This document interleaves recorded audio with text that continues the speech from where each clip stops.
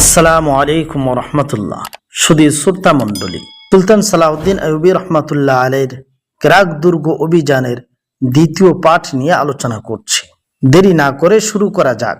উপরে যখন প্রবল তীর বৃষ্টি হচ্ছিল, তখনও নিচে প্রজ্বলিত আগুন এড়িয়ে দেওয়াল ভাঙায় অটল ছিল মুজাহিদরা। কিন্তু আগুন যখন তাদের ঘিরে ধরল, তখন আর সেখানে টিকতে পারল না। মুজাহিদদের অনেকেই এর মাঝে অগ্নিদগ্ধ হয়ে শাহাদাত বরণ করলেন। বাকিরা দৌড়ে ফিরে এলো মূল বাহিনীর কাছে। অনেকের কাপড়ে আগুন লেগে গিয়েছিল। পথের মাঝে মুখ থুবড়ে পড়ে গেল তাদের কেউ কেউ। কেউ বা ফিরতে গিয়ে দুশমনের তীরের আঘাতে লুটিয়ে পড়ল মাঝপথে। বলতে গেলে এভাবে মুজাহিদদের প্রায় সকলেই শহীদ হয়ে গেলেন। পাঁচিলের উপরে পরীক্ষা থাকায় খ্রিস্টানরা বেশ সুবিধাজনক অবস্থানে ছিল। মুসলিম বাহিনী সামান্য পিছিয়ে খ্রিস্টানদের তীরের আওতার বাইরে চলে এলো। লড়াই চলছিল মূল ফটককে কেন্দ্র করে। খ্রিস্টান বাহিনীর দৃষ্টি মুসলমানদের মূল বাহিনীর দিকে, মুসলমানরা তাকিয়েছিল খ্রিস্টানদের দিকে। হঠাৎ মুসলমানরা দেখতে পেল ফটকের অনেক দূর থেকে 10 জন মুজাহিদ দেওয়াল ঘেঁষে শত্রুদের দৃষ্টি এড়িয়ে ফটকের দিকে এগিয়ে আসছে। শত্রুর দৃষ্টি যাতে তাদের দিকে না পড়তে পারে, সেজন্য মুসলমানরা আবার এগিয়ে এলো এবং পুনরায় পূর্ণ উদ্যমে তীর বৃষ্টি শুরু করলো। 10 জনের মুজাহিদ দলটি এই সুযোগে দেওয়ালের সাথে সেটে গিয়ে দ্রুত ফটকের পাশে পৌঁছে গেল। ওখানে পৌঁছে তারা দ্রুত দেওয়ালের পাথর খুলতে শুরু করলো। কিছুক্ষণের মধ্যেই তারা অনেকগুলো পাথর খুলে দেওয়ালের গায়ে বেশ বড় রকমের একটি গর্ত তৈরি করে ফেলল। খ্রিস্টানরা টের পেয়ে আবার আগুনের গোলা ছুটতে শুরু করলো নিচে। কিন্তু এবার সেসব গোলা মুজাহিদদের তেমন ক্ষতি করতে পারল না, কারণ বিপদ দেখলেই ওরা দেওয়ালের গর্তে সেদিয়ে গিয়ে আত্মরক্ষা করতে লাগলো। 2 জন অগ্নি নিক্ষেপকারী ড্রামের আড়াল নিয়ে ঝুঁকে মুজাহিদদের দিকে আগুনের মশাল নিক্ষেপ করতে চাইল। অচমকায় মুসলিম বাহিনীর তীর এসে বিদ্ধ করল তাদের। খ্রিস্টান সৈন্য 2 জন বুকে তীরের আঘাত খেয়ে পিছনে পড়ার পরিবর্তে দেওয়াল থেকে ছিটকে সামনের দিকে পড়ল। তাদের শরীরের বাড়ি খেয়ে গড়িয়ে পড়ে গেল ড্রামটি এবং মুহূর্তে আগুনের স্তূপে পরিণত হলো আশপাশের পুরো এলাকা। সঙ্গে সঙ্গে সৈন্য 2 জন সেই অগ্নিকুণ্ডে পড়ে ভস্ম হয়ে গেল। সেই সাথে মুজাহিদ 10 জনও হারিয়ে গেল সেই বিশাল অগ্নিকুণ্ডে। সুলতান আইয়ুবী ঘোড়া হাঁকিয়ে দ্রুত কমান্ডারের কাছে গিয়ে বললেন, তোমাদের উপরে আল্লাহর রহমত বর্ষিত হোক। ইসলামের ইতিহাস এই সব জানবাজদের নাম সবসময় স্মরণ করবে, যারা আল্লাহর নামে অগ্নিকুণ্ডে ঝাঁপিয়ে পড়তেও পিছু পা হয়নি। এখন তোমরা এই পথ ছেড়ে দাও এবং পিছু সরে আসো। এত তাড়াতাড়ি তীর ও সৈনিক নিঃশেষ করবে না। খ্রিস্টানরা এই কেল্লার জন্য এত বেশি আত্মত্যাগ করছে, যার কোনো ধারণাই আমরা করতে পারি না। আমরাও এত বেশি কোরবানি দিব, যার ধারণা খ্রিস্টানদের কাছে নেই। কমান্ডার বলল, আরেকটু চেষ্টা করলেই এখান দিয়ে দেওয়াল ভাঙা যাবে, আর আমরা এই পথে আপনাকে কেল্লার ভিতরে নিয়ে যেতে পারবো। আল্লাহ তোমার আশা পূরণ করুন। সুলতান আইয়ুবী বললেন, তোমার মুজাহিদদেরকে বাঁচিয়ে রাখো। খ্রিস্টানরা এখন বাইরে থেকে আক্রমণ চালাবে। তোমাকে সম্ভবত বাইরেও যুদ্ধ করতে হবে। অবরোধ সুদৃঢ় রাখো। চোখ কান খোলা রেখে খানিক জিরিয়ে নাও। আমরা খ্রিস্টানদের এবার ক্ষুধা তৃষ্ণার সাথে লড়াই করতে পাঠাবো। সৈন্যদলকে পিছনে সরিয়ে আনলেন কমান্ডার সুলতান আইয়ুবীকে বলল, আপনার অনুমতি পেলে আমি শহীদদের লাশগুলো উঠিয়ে আনতে চাই। হ্যাঁ, সুলতান আইয়ুবী বললেন, নিয়ে এসো। কোনো শহীদের লাশ যেন বাইরে পড়ে না থাকে। সুলতান আইয়ুবী চলে এলেন ওখান থেকে। এই জানবাজ সৈন্যরা যেভাবে তাদের বন্ধুদের লাশগুলো উঠিয়ে আনলো, সেও এক কল্পনাতীত দৃশ্য। বন্ধুদের লাশ উঠাতে গিয়ে শাহাদাতের নজরানা পেশ করলো আরো কয়েকজন জানবাজ মুজাহিদ। সুলতান আইয়ুবী অনেক দূর চলে গিয়েছিলেন। তিনি এমন ভাবে চলাফেরা করলেন যাতে শত্রুরা বুঝতে না পারে তিনি কোথায় আছেন। তিনি তার বাহিনী থেকে অনেক দূরে সরে গেলেন। একাধিক টিলা, উঁচু প্রান্তর ও গিরিপথ পার হয়ে তিনি এক টিলার উপর ঘোড়া থেকে নামলেন এবং সাবধানে শুয়ে পড়লেন, যাতে শত্রুরা তাকে দেখতে না পায়। টিলার উপর থেকে তিনি কেল্লা ও শহর দেখতে পাচ্ছিলেন। অন্যদিকে প্রায় মাইল খানেক বিস্তৃত অঞ্চল নজরে ভাসছিল তার। তিনি সাবধানে টিলার প্রতিটি এলাকা গভীরভাবে লক্ষ্য করলেন এবং ঘুরে ফিরে সবকিছু দেখলেন। এই গভীর পর্যবেক্ষণ ও অনুসন্ধান করতে করতে সূর্য ডুবে গেল। তিনি সেখানেই অবস্থান করতে থাকলেন। সন্ধ্যার একটু পর তাকে সংবাদ দেওয়া হলো, নির্দেশ মোতাবেক তীরন্দাজ ও পদাতিক বাহিনী আসছে। তিনি গুপ্তচরকে বললেন, বাহিনীকে সাবধানে আত্মগোপন করতে বলো, আর কমান্ডারদেরকে বলো আমার সাথে অবিলম্বে দেখা করতে। বিভিন্ন গ্রুপের কমান্ডাররা বাহিনীকে লুকিয়ে রেখে দেখা করলো এসে সুলতানের সাথে। সুলতান আইয়ুবী পথ নির্দেশ দিয়ে তাদেরকে নিজ নিজ বাহিনীর কাছে পাঠিয়ে দিলেন। রাত ক্রমে বাড়তে থাকলো। মরুভূমিতে নেমে এলো নিশুতি প্রহর। চারদিকে শুনশান নীরবতা। মাঝ রাতের দিকে এই নিস্তব্ধ নীরবতা ছাপিয়ে দূর থেকে ভেসে এলো সম্মিলিত অশ্বক্ষুরের মৃদু কিন্তু বলিষ্ঠ শব্দ। উত্তাল প্লাবন কোনো বাঁধ ভেঙে ছুটে আসতে শুরু করলে যেমন শব্দ হয়, অনেকটা সেরকম শব্দ ক্রমে জোরালো হতে থাকলো। সুলতান সে শব্দের উৎসের দিকে তাকিয়েছিলেন অপলক নেত্রে। আকাশে ছিল ভরা পূর্ণিমার চাঁদ। নরম জ্যোৎস্নায় ব্যস্ত ছিল সমগ্র চরাচর। অনেকক্ষণ ধরে সুলতান শুনছেন সম্মিলিত অশ্বক্ষুর ধ্বনি। অস্পষ্টতা থেকে সে শব্দ এক সময় স্পষ্ট হলো। স্পষ্ট শব্দ ক্রমে আরো জোরালো হলো, কিন্তু এই ফকফকা জ্যোৎস্নায়ও কোনো বাহিনী নজরে এলো না তার। তিনি নিবিষ্ট মনে তাকিয়েছিলেন উন্মুক্ত মরুভূমির দিকে। বুঝতে পারছিলেন কিছুক্ষণের মধ্যেই ধেয়ে আসা বাহিনী তার দৃষ্টি সীমায় আঘাত হানবে। অবশেষে এক সময় তার অন্তহীন প্রতীক্ষার অবসান ঘটল। দূর দিগন্তে চলন্ত রেখা ফুটে উঠল। ক্রমে সে রেখা বড় হতে থাকলো। এক সময় খ্রিস্টান বাহিনী অশ্বারোহী দলটি টিলা ও উচ্চভূমি অঞ্চল পেরিয়ে এলো। তাদের পিছনে এলো উষ্ট্রারোহী দলও।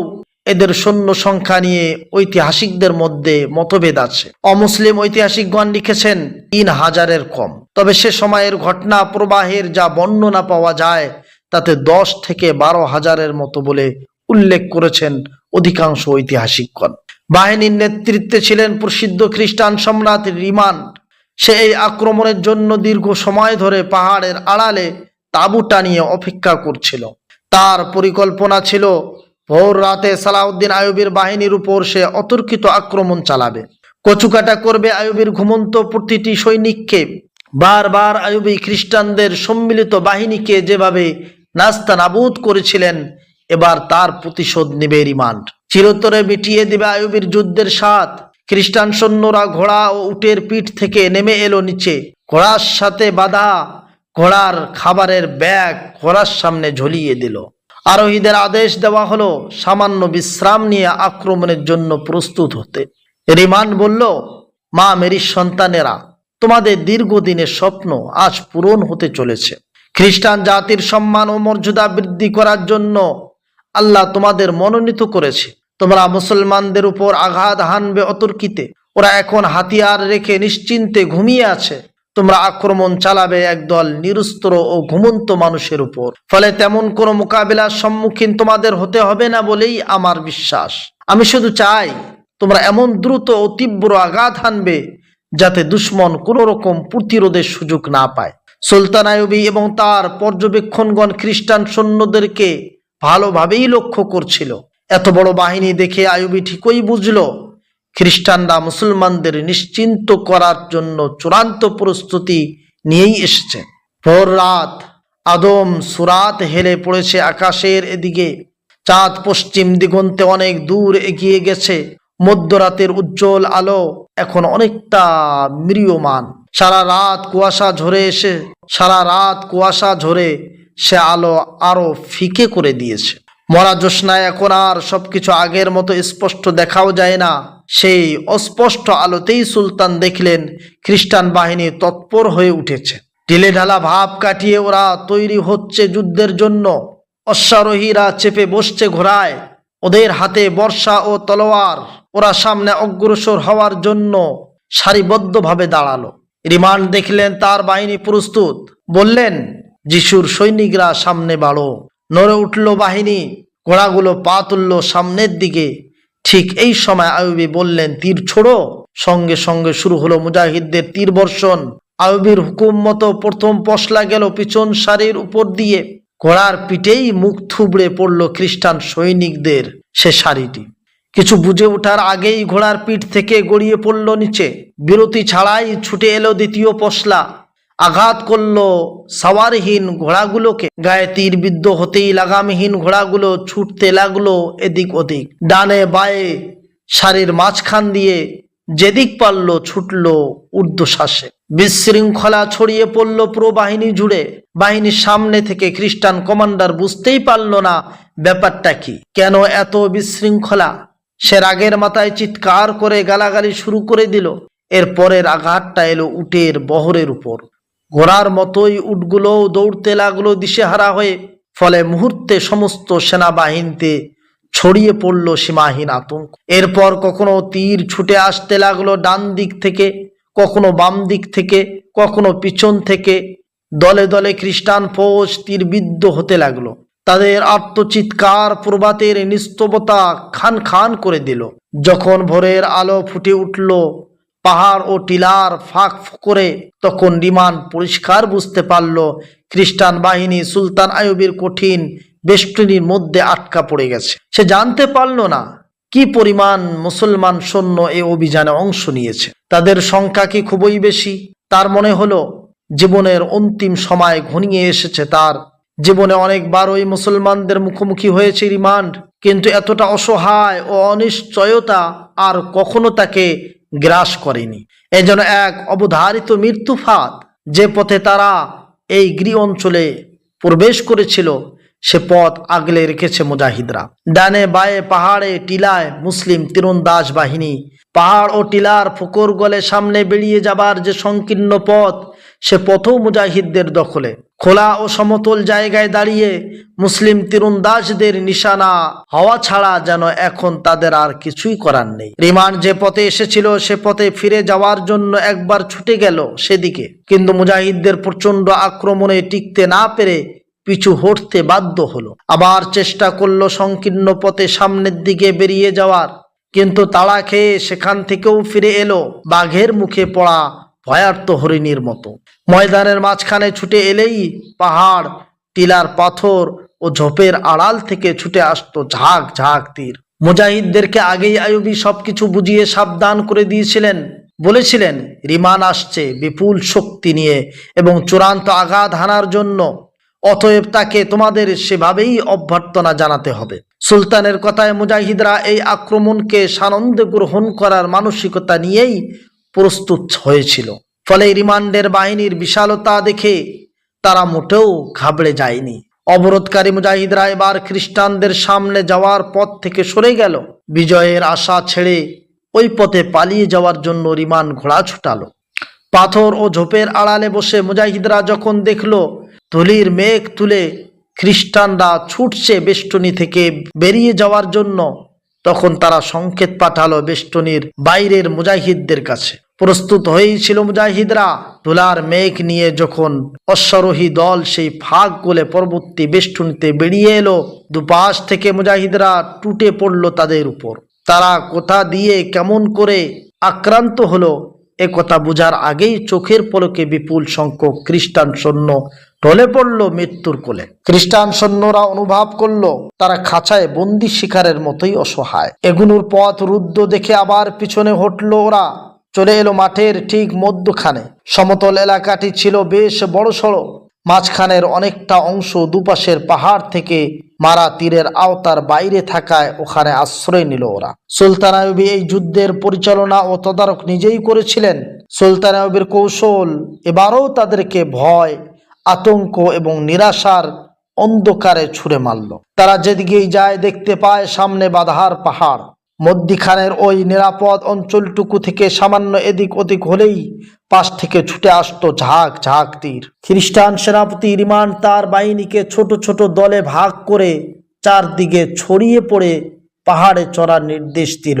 হঠাৎ একযোগে বিভিন্ন দলে ভাগ হয়ে ওরা ছুটল পাহাড়ের দিকে, কিন্তু মুজাহিদদের তীর বৃষ্টি সবকটি দলকে আবার ফেরত পাঠালো মাঠের মাঝখানে। সুলতান আইয়ুবীর কমান্ডাররা তার নির্দেশ অনুসারে সামনাসামনি যুদ্ধ করার কোনো সুযোগই দিল না খ্রিস্টানদের। বেলা গড়িয়ে চলল, রোদের উত্তাপ বাড়ল, সূর্য উঠে এলো মাথার উপর। খ্রিস্টানদের ঘোড়াগুলো ক্ষুধা ও পিপাসায় কাতর হয়ে পড়ল। সৈনিকরা হয়ে পড়ল ক্লান্ত ও বিপর্যস্ত। তারা চারণভূমি ও পানির সন্ধানে তৎপর হলো। দুপুর পর্যন্ত কোনো রসদ পৌঁছলো না দেখে চিন্তিত হয়ে পড়ল রিমান্ড। কমান্ডারদের ডেকে বৈঠকে বসলো, বলল খাদ্যশস্য তো সকালেই এসে যাওয়ার কথা ছিল। কয়েকজন অশ্বারোহী রসদ নিয়ে আসা বাহিনীর খবর নেওয়ার জন্য বেরিয়ে যাওয়ার চেষ্টা করতে গিয়ে মুসলমান তীরন্দাজদের হাতে মারা পড়ল। কিন্তু যদি তারা জীবিত বেরিয়েও যেতে পারত, তবু কোনোদিন আর তাদের রসদ সামগ্রী নিয়ে আসা বাহিনীর সাক্ষাৎ পেত না তারা। কারণ রাতের অন্ধকারেই সুলতানের পাঠানো টহল বাহিনী পথিমধ্যে তাদের পাকড়াও করে। তাদের অভিযান ছিল খুবই সফল। রসদবাহী দলটিকে তারা সহজেই ঘায়েল করতে সক্ষম হয়। কাফেলার রক্ষীদের হত্যা করে রাতের অন্ধকারেই তারা খ্রিস্টানদের সমগ্র রসদপত্র কবজা করে নিয়ে আসে মুজাহিদ শিবিরে। দুপুরের একটু পর সুলতান আইয়ুবী তার সংরক্ষিত সৈন্য দলকে ডেকে পাঠালেন এবং রিমান্ডের বাহিনীকে সম্পূর্ণভাবে ঘিরে রাখার নির্দেশ দিয়ে রাত থেকে যে বাহিনী যুদ্ধ করেছিল তাদের নিয়ে তাঁবুতে ফিরে গেলেন। যদি মুসলমানদের সৈন্য সংখ্যা খ্রিস্টানদের সমানও হতো, তবু তিনি সামনাসামনি খ্রিস্টানদের আক্রমণ করে নিঃশেষ করে দিতেন তাদের। কিন্তু বাহিনীর স্বল্পতার জন্য এ ধরনের পদক্ষেপ থেকে বিরত রইলেন সুলতান। তিনি মুজাহিদ বাহিনীর শক্তি ও সৈন্য অপচয় করতে চান না। তাই শত্রু সেনাদেরকে তিনি আতঙ্কিত ও ব্যতিব্যস্ত রাখলেন ঠিকই, কিন্তু তাদের জীবন বায়ু নিভিয়ে দেওয়ার জন্য কোনো বেপরোয়া পদক্ষেপ ও চূড়ান্ত যুদ্ধে জড়ালেন না। বরং বাঘ যেমন বাগে পাওয়া শিকার নিয়ে ওত পেতে বসে থাকে, তেমনি তিনিও ময়দানে দুশ্মনকে সম্পূর্ণ বেষ্টনীর মধ্যে রেখে টিলা ও পাহাড় অঞ্চলের ঝোপের আড়ালে ওত পেতে বসে রইলেন। তিনি জানতেন যতই সময় অতিবাহিত হবে খ্রিস্টানরা ধীরে ধীরে অকেজো হয়ে যাবে। কিন্তু খ্রিস্টানদের এভাবে অবরোধ করে রাখতে গিয়ে তাদের নিজেদেরও যথেষ্ট বেগ পেতে হচ্ছে। খ্রিস্টানদের বৃহৎ শক্তিকে বেঁধে রাখতে গিয়ে সুলতানও তার সমস্ত রিজার্ভ বাহিনীকে আটকে ফেলেছিলেন। এখন এসব সৈন্যদেরকে আর অন্য কোনো কাজে ব্যবহার করার সুযোগ থাকলো না। সুলতান আইয়ুবী রিমান্ডের বাহিনীকে আটক করার পর তাঁবুতে ফিরে এসে মূল বাহিনীকে শহর অবরোধ আরো কঠোর ও জোরালো করার আদেশ দিলেন। খ্রিস্টানরা আর বিশ্রাম নেওয়ার সুযোগ পেল না। প্রতিদিন কোনো না কোনো স্থানে মুজাহিদদের আক্রমণ হতেই থাকলো। এভাবেই অতিবাহিত হতে লাগলো এক একটা দিন। সুলতান আইয়ুবী শহর ও কেল্লার চারপাশে ঘুরে ঘুরে দেখতে লাগলেন। কোনো স্থান থেকেই দেওয়াল ভাঙার কোনো সুযোগ দেখা যাচ্ছিল না। অবরোধ করার পর 16 দিন অতিবাহিত হয়ে গেল। সন্ধ্যার সময় সুলতান নিজের তাঁবুতে বসে অফিসার ও সহকর্মীদের সাথে কথা বলছিলেন। আলোচনা হচ্ছিল কেল্লায় প্রবেশ করার কি উপায় বের করা যায়। সুলতানের এক দেহরক্ষী তাঁবুর ভিতরে প্রবেশ করে সংবাদ দিল, সুদান থেকে এক দূত এসেছে। আইয়ুবী বললেন, তাকে জলদি ভিতরে নিয়ে এসো। রক্ষী বেরিয়ে যেতেই সুলতান স্বগতোক্তি করে বললেন, আল্লাহ করুন যেন সংবাদ ভালো হয়। কাসিদ ভিতরে এলে সুলতান সঙ্গে সঙ্গে তাকে চিনতে পারলেন। সে কোনো সংবাদ বাহক নয়, একটি সেনা দলের কমান্ডার। সুলতান আইয়ুবী অস্থির হয়ে বললেন, কি খবর? তুমি কি কোনো সুসংবাদ বয়ে এনেছো? কমান্ডার না সূচক ভঙ্গিতে মাথা নেড়ে বলল, প্রধান সেনাপতি যে সুসংবাদ প্রত্যাশা করছেন তেমন কোনো সুখবর এখনো আনতে পারেনি, কারণ সুদানে এখনো আমাদের বিজয় অর্জিত হয়নি। আবার এ কারণে সংবাদ খারাপও নয় যে আমরা এখনো পরাজিত হইনি এবং পিছু পা হটিনি। তার মানে পরাজয় ও পিছু হটার আলামত দেখা যাচ্ছে, তাই না? সুলতান প্রশ্ন করলেন। অনেকটা সেরকমই, কমান্ডার উত্তরে বলল। এ অবস্থায় এখন আমরা কি করব?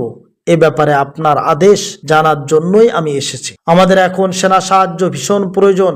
যদি আমাদের এই প্রয়োজন পূরণ না হয় তবে পিছু হটা ছাড়া কোনো উপায় থাকবে না আমাদের। সুলতান আইয়ুবী ময়দানের বিশদ বিবরণ শোনার আগেই তার জন্য খাবার আনালেন এবং বললেন, তুমি দেখতে থাকো এবং খেতে খেতে ময়দানের খুঁটিনাটি সব আমাকে খুলে বলো।